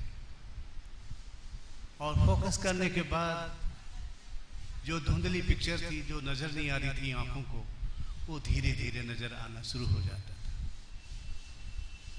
आजकल डिस्क का जमाना है, फ्रीक्वेंसी है, कितनी डिग्री कितने उस पे उस डिस्क को सेट करना है तो पिक्चरें बहुत सुंदर आती हैं।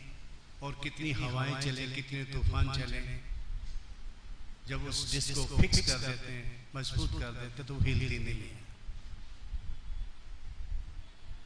ध्यान में बैठने के लिए या ध्यान करने के लिए कम से कम कोई भी आसन जो है 4 घंटे से कम नहीं सिद्ध होता है। या सुखद आसन, जिस आसन पे भी बैठ जाए, पर ध्यान करें तो भी करें किसका? भगवान तो एक है, मगर किसी के बंदों ने समय के साथ उस परमपिता परमात्मा ने वक्त के साथ भक्तों की फरियाद से अनंत रूप धारण किए दुष्टों का संहार करने के लिए। तो दुष्ट आए कहां से? दुष्ट जो प्रवृत्ति है, इंसान बुरा नहीं है, लेकिन जो प्रवृत्ति दुष्टता की, उस दुष्टता को दूर कैसे किया जाए? उस परमपिता परमात्मा ने इतना सुंदर ब्रह्मांड बनाया है, सूरज चांद बनाया, धरती आकाश बनाया, यानी सारा खेल इस पंच तत्व पे है। सब कुछ बनाने के बाद लास्ट में इंसान का स्वरूप बनाया। एक इंसान के लिए प्रभु ने कितने ब्रह्मांड की रचना की, अनंत सूर्य, अनंत चंद्रमा, अनंत हर चीज अनंत। लेकिन ध्यान कैसे किया जाए? ध्यान को करने से पहले हमें समझना होगा उसका हम दुरुपयोग ना कर सके, क्योंकि हमारे अंदर मन जो है ये एनर्जी का पुंज है और हम छोटी छोटी चीजों में बटे हुए। अवसर और दिए हैं तो उस गलती को हम सुधार सकते हैं।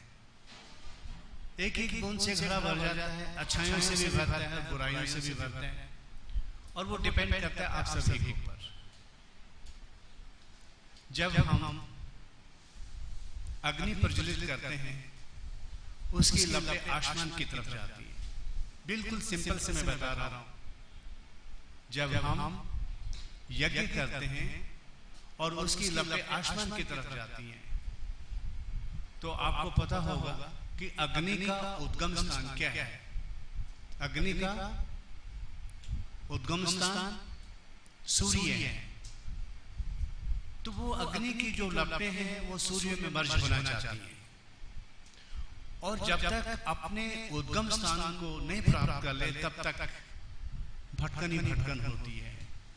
इसी तरह से हिमालय में, खेत खलियानों में, शहरों में, गांवों में बनता है।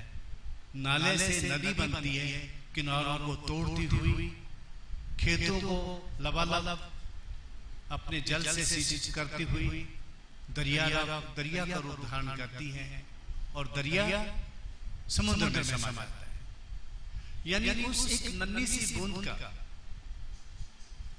उद्गम स्थान समुद्र, उस समुद्र तक पहुंचने के लिए उस नन्ही सी बूंद का कितना अथाह प्रयास होता है, कितनी उसकी मेहनत होती है। क्या मैं आपसे पूछना चाहूंगा, नदी समुद्र का रास्ता पूछती है आपसे कि समुद्र का रास्ता क्या है? तो वे इंसान अपनी छोटी छोटी इच्छाओं में बटा हुआ है, इसका वो ऐसा समझ है। जैसे सपोज मान लो कि हम धूप में चल रहे होते हैं, काम कर रहे होते हैं, तो गर्मी तो लगती है पर जलते तो नहीं है ना।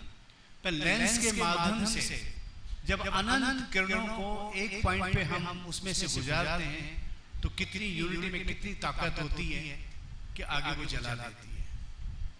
इसी तरह से आपका जन्म हुआ, आप कितने सौभाग्यशाली हो कि प्रभु ने इस धरातल पर भेजा है। खाली आप ही का जन्म नहीं हुआ, आपके साथ परमात्मा का भी जन्म हुआ है। जब आप खुश होते हो तो परमात्मा भी खुश होता है, और जब आप दुखी होते हो तो परमात्मा भी दुखी होता है। आप ताज्जुब करोगे कितने तरह की वनस्पति बन, जितने भी प्राणी हैं जिनको हम आंखों से देख सकते हैं या महसूस कर सकते हैं, उन सभी का उद्गम स्थान, उन आत्माओं का उद्गम स्थान परमात्मा है। और परमात्मा में तब तक हम मर्ज नहीं हो सकते जब तक हम खुद को ना तपाएं, क्योंकि परमात्मा और आत्मा के बीच में रुकावट यही है कि हम अपने आप को स्वच्छ नहीं कर पाते, इच्छाओं में बंद रहते हैं। मन की इच्छा पूरी होती है तो लोभ बढ़ता है, और जब इच्छा पूरी नहीं है तो क्रोध बढ़ता है। उसी में सारा जीवन निकल जाता है, क्योंकि सजावट में मिलावट है और मिलावट से गिरावट है। जब तक मिलावट को हम दूर नहीं करेंगे तो परमात्मा से कैसे मिल सकते हैं? परमात्मा हमसे दूर नहीं है, हमने अपने आप को परमात्मा से दूर अलग किया है। और अलग इसलिए किया कि इच्छाओं से, क्योंकि हम इच्छाओं के दास हो गए। 24 घंटे प्रभु ने दिए, दिन और रात, लेकिन हम बहाने पे बहाने ढूंढते रहते हैं।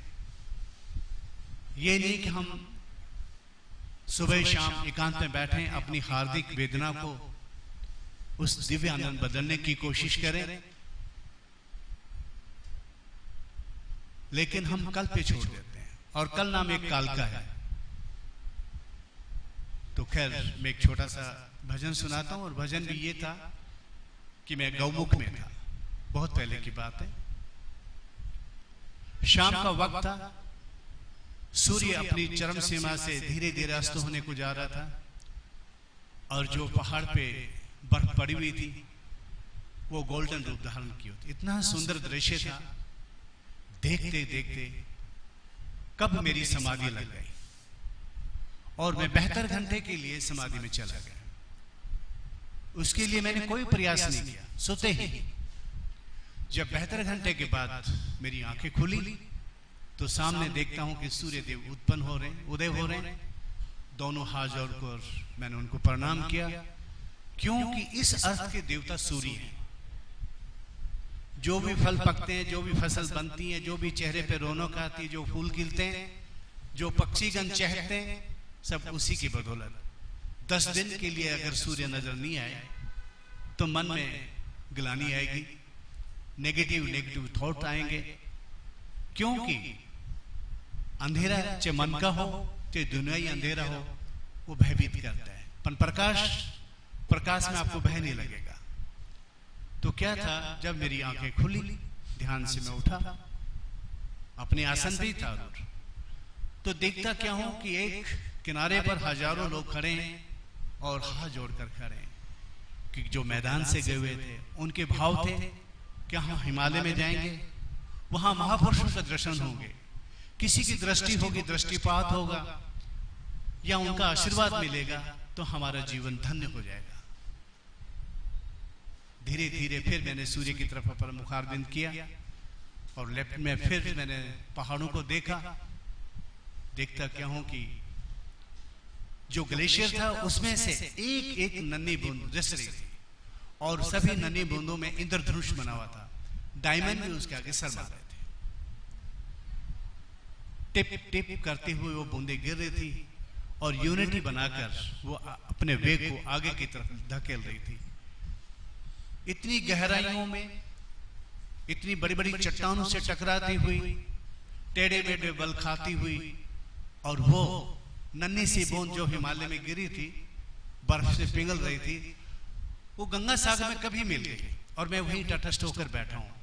तो कुछ विचार मन में आए। विचार यह है कि ये संसार रूपी सागर है और शरीर रूपी नौका है, इच्छाओं की लहरों में थपेड़े खा रही है।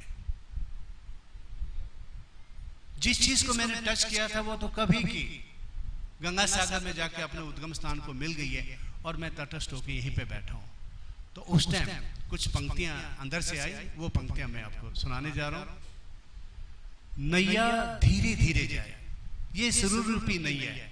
बचपन को देखो, बच्चे को देखो, नन्हे नन्हे पांव से यात्रा शुरू करता है और कहां से कहां पहुंच जाता है, और समय के रहते रहते कितने साल उन्हें व्यतीत कर देते हैं अनुभवों में। लेकिन फिर भी क्योंकि इंसान देर से जीना शुरू करता है और जब रास्ते समझ में आते हैं तो जाने का वक्त आ जाता है। तो वो पंक्तियां कौन सी हैं? नैया धीरे धीरे जाए, धीरे धीरे जाए,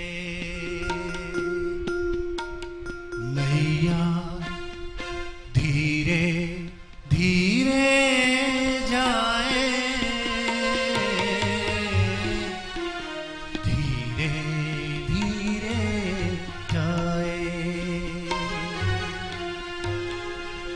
अभी न बंधन टूटे टटके, अभी न बंधन टूटे टटके,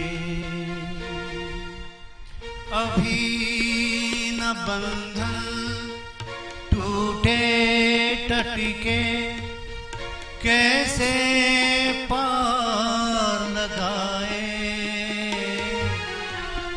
कैसे पार लगाए, नैया धीरे धीरे जाए, धीरे धीरे जाए, अभी तो मन का मान टूटा, अभी तो माया जाल छूटा,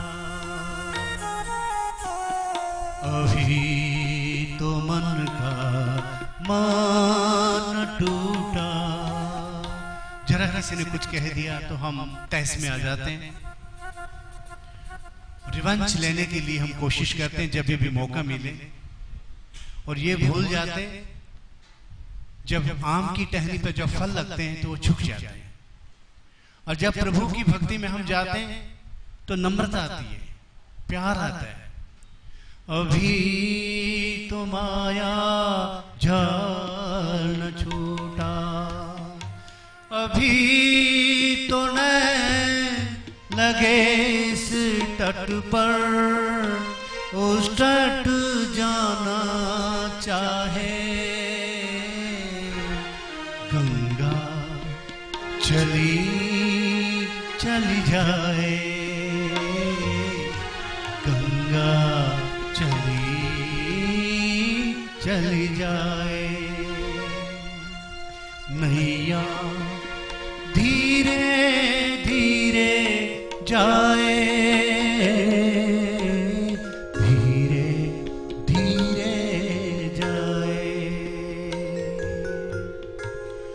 चल चल कहती गंगा रानी,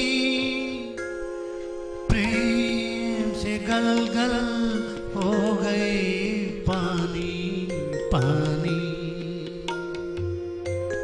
चल चल कहती गंगा रानी, प्रेम से गल गल हो गई पानी पानी। कल कल कल कल ना कर प्राणी, कल कल कल कल ना कर प्राणी। कल आए ना आए, कल कल कल कल ना कर प्राणी, कल कल कल कल ना कर प्राणी। कल आए ना आए, नैया धीरे धीरे जाए, अभी न बंधन टूटे टटके, कैसे पार लगाए, कैसे पार लगाए। अमर ज्योति तट पर बैठा गाए, आओ प्रभु जी तोड़ दो बंधन, आओ प्रभु जी तोड़ दो बंधन। भक्त बड़े ऐसाए, भक्त बड़े ऐसाए। हम बल ही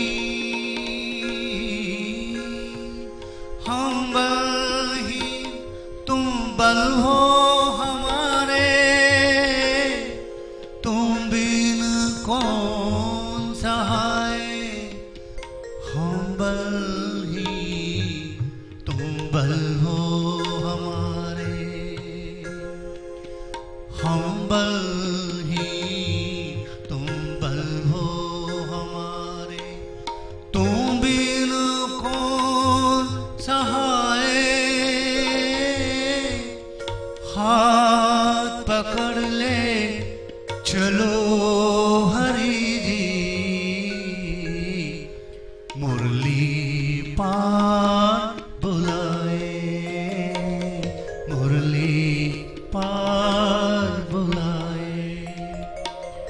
गंगा यमुना चली चली जाए, अभी न बंधन टूटे टटके, कैसे पार लगाए, कैसे पार लगाए। नैया धीरे धीरे जाए, धीरे धीरे जाए,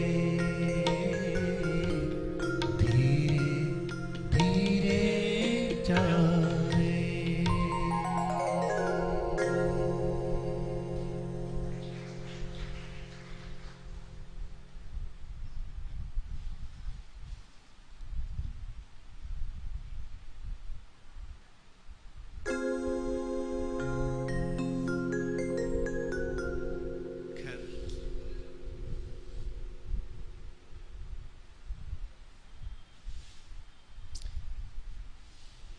हाँ ठीक है।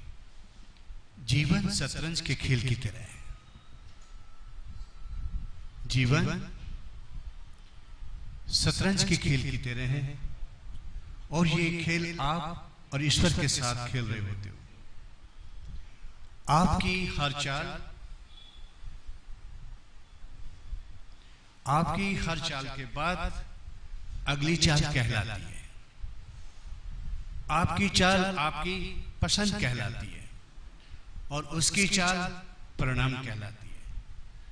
तो प्रभु से हमल प्रार्थना किए, तुम आ जाना,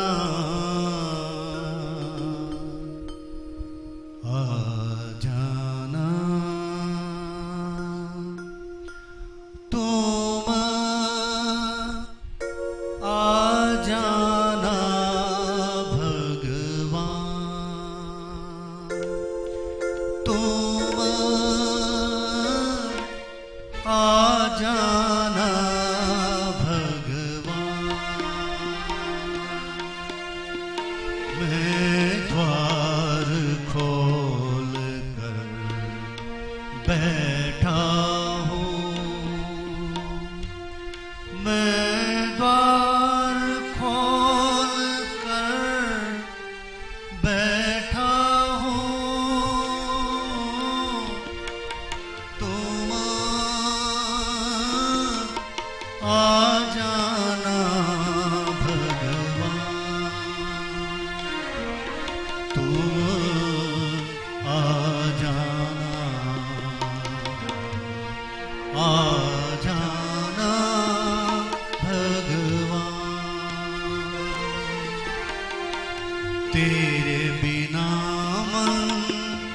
मंदिर मेरा, तेरे बिना मन मंदिर मेरा, तेरे बिना मन मंदिर मेरा, तेरे बिना मन मंदिर मेरा हो पड़ा सुनसान, तुम आ जाना, तुम आ जाना भगवान। रीत पूजा की याद नहीं है, रीत पूजा की, रीत पूजा की याद नहीं है, क्या चढ़ाऊं प्रसाद नहीं है, रीत पूजा की याद नहीं है, क्या चढ़ाऊं प्रसाद नहीं है। तुम हो दाता, हम हैं भिखारी, तुम हो दाता, तुम हो दाता, मैं हूँ भिखारी, क्या देवो बलिदान, तुम आ जाना भगवान, तुम आ जाना भगवान। मैं द्वार खोल कर बैठा हूँ, बैठा हूँ, बैठा हूँ, तुम आ जाना भगवान। धन की मुझे प्यास नहीं है, धन की मुझे प्यास नहीं है, दर्श में मिले बस आस यही है, धन की मुझे प्यास नहीं है। दर्श मिले बस आस यही है, तनिक भक्ति से भक्तनाथ को, तनिक भक्ति से भक्तनाथ को हो जाए अमर पहचान, हो जाए अमर पहचान। तुम आ जाना भगवान, तुम आ जाना भगवान। मैं द्वार खोल कर बैठा हूँ, मैं बैठा हूँ, मैं द्वार खोल कर बैठा हूँ।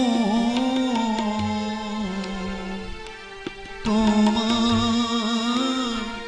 आ जाना भगवान। तेरे बिना मन मंदिर मेरा, तेरे बिना, तेरे बिना, तेरे बिना मन मंदिर मेरा, हूँ पड़ा सुनसान। तुम आ जाना, तुम आ जाना, आ जाना।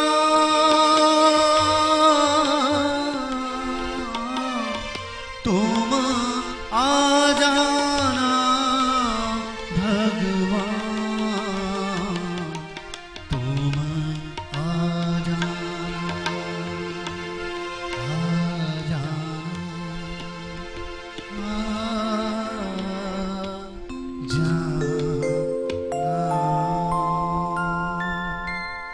ओम मंगलम ओंकार मंगलम, गुरु मंगलम गुरु पाद मंगलम।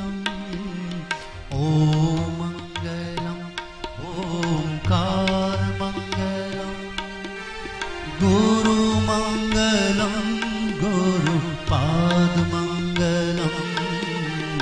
ओम मंगलम ओंकार मंगलम, गुरु मंगलम गुरु पाद मंगलम।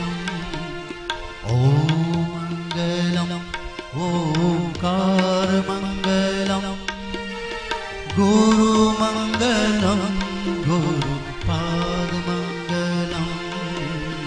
ओम मंगलम ओंकार मंगलम, गुरु मंगलम गुरु पाद मंगलम। ओम मंगलम ओंकार मंगलम, गुरु मंगलम गुरु पाद मंगलम। ओम ओंकार मंगलम। ओम आनंद। ओम।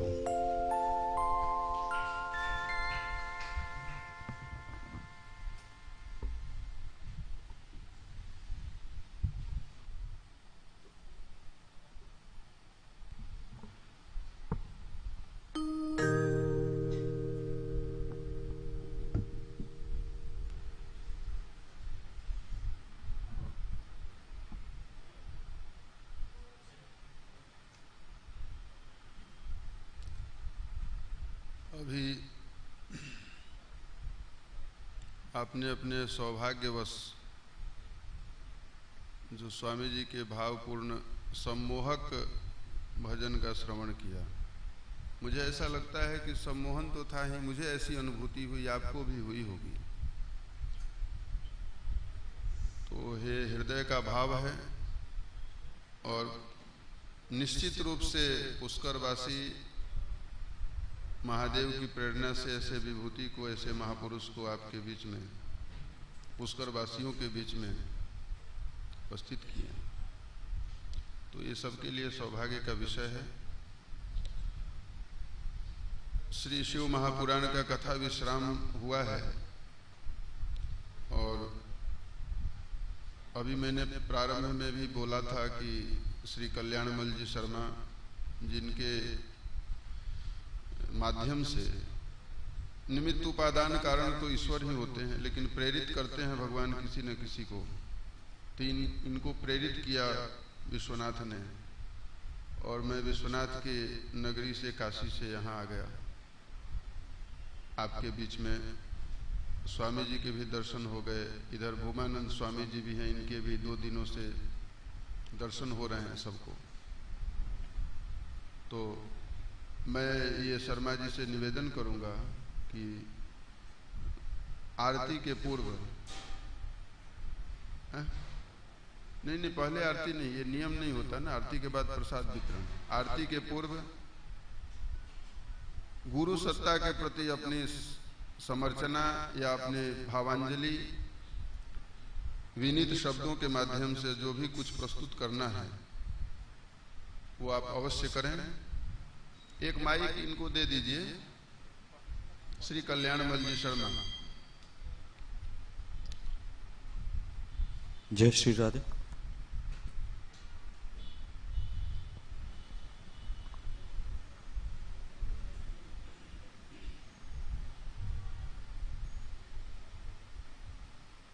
श्री नीलकंठ महादेव गोमुख पुष्कर, जिसका चित्र आप पीछे देख रहे हैं, उनकी अनुकंपा से कुछ प्रेरणा हुई और उस प्रेरणा के निमित्त जो है यह आयोजन मेरे गुरुदेव ज़्यादा नहीं बोल पाऊंगा मैं। आप भावुक हो गए हैं। धन्यवाद और आशीर्वाद गुरु जी का, और वेंकटेश भगवान को जो सामने मूर्ति देख रहे हैं, 9 दिन से आप कथा सुन रहे हैं। जो शिव पुराण की कथा होनी चाहिए, होने का चाहिए मतलब जो शिव पुराण है, उस शिव पुराण की व्याख्या श्लोक दर श्लोक, अध्याय दर अध्याय, जो गुरु जी ने स्वामी प्रेम प्रताप जी महाराज ने, प्रेम प्रभात जी महाराज ने काशी से आकर के और यहाँ की है, आनंद लिया, सबने आपने रस लिया। मैं इनका तो हमारी हूँ, विशेषकर से मैं मेरे गुरुदेव का जो ठेठ पालमपुर हिमाचल से आए हैं, तो मेरे एक प्रार्थना पे आ गए। ये मेरे सौभाग्य की बात है। भूमानंद जी महाराज भी पधारे, इन्होंने मेरे गांव में राम कथा की थी गत वर्ष। तो तब से कोई प्रेरणा चल रही थी कि शिव भगवान की कोई कथा कराई जाए, और उस कथा के निमित्त यह अवसर मिल गया है। आप सब पधारे हैं, सबका मैं आभारी हूँ। और अब जो रसपान कथा में किया है, जो व्यास जी महाराज ने आपको निर्देश दिए हैं कथा के माध्यम से, जो उपदेश बताए हैं कथा के माध्यम से, उनको आपके जीवन में उतारने के लिए मैं आप सबसे निवेदन करूंगा। काफ़ी कुछ शिवपुराण की जो कथा है, दैनिक जीवन में काम आने वाली ये कथा है, और उन्हीं उपायों का अगर आप श्रवण के माध्यम से जो अपने जीवन में उतार लेंगे, तो मेरे ख्याल से अपना जीवन उद्धार हो जाएगा। और यही मैं वाणी को विराम देता हूँ। धन्यवाद।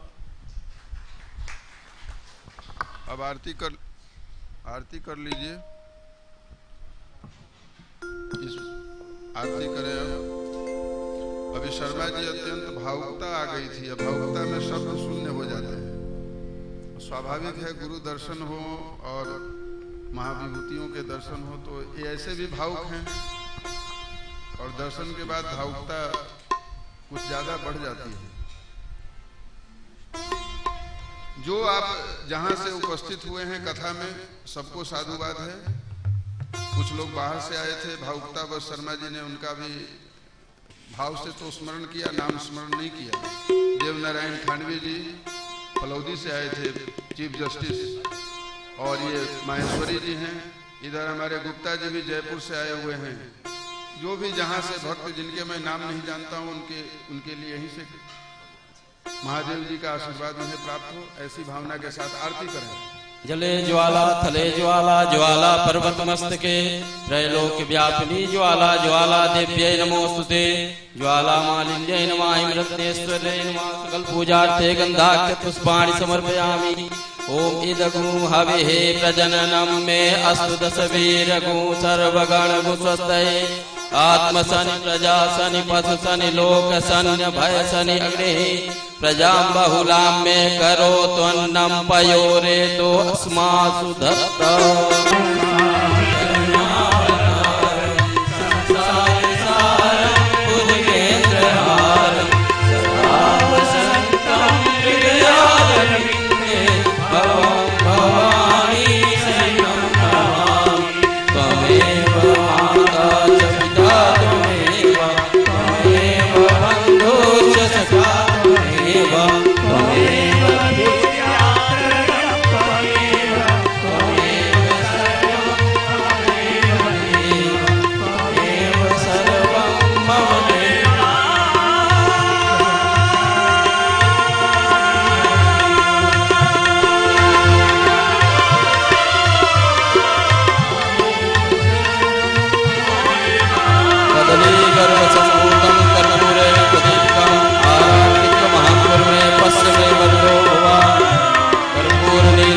समर्पयामि जलेन शीतलीकरणं पुष्पै देवताभिवन्दनं हस्ताभ्यां परमात्मवन्दनम् आरार्तिकग्रहणं हस्तौ प्रक्षालनं हस्ते पुष्पाणि गृहीत्वा हरिः ओम जद्देन जद्मयजन्त देवास्तानि धर्माणि प्रथमान्यासन्ना तेहनाकं महिमानः सचन्त जत्र पूर्वे साध्याः सन्ति देवाः। ओम एकदन्ताय विद्महे वक्रतुण्डाय धीमहि तन्नो दन्ते प्रचोदयात्। हरिः ओम नारायणाय विद्महे वासुदेवाय धीमहि तन्नो विष्णुः प्रचोदयात्। हरिः ओम कात्यायन्यै च विद्महे कन्याकुमार्यै च धीमहि तन्नो दुर्गे प्रचोदयात्।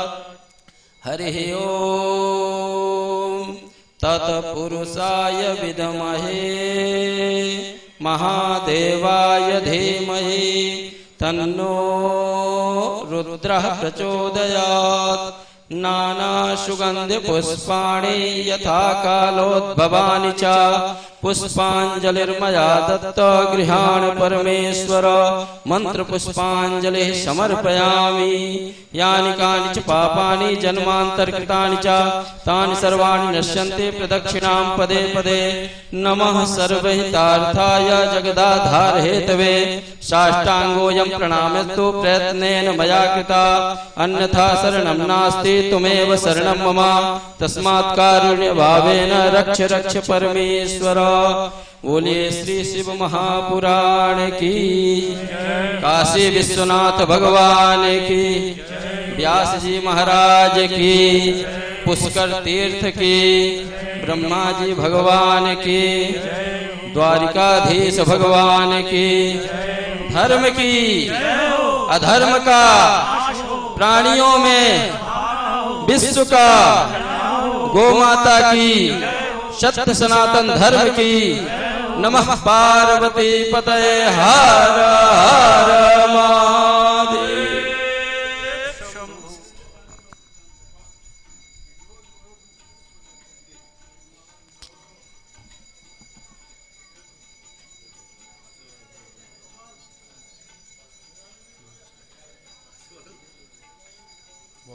बहुत आशीर्वाद, बहुत।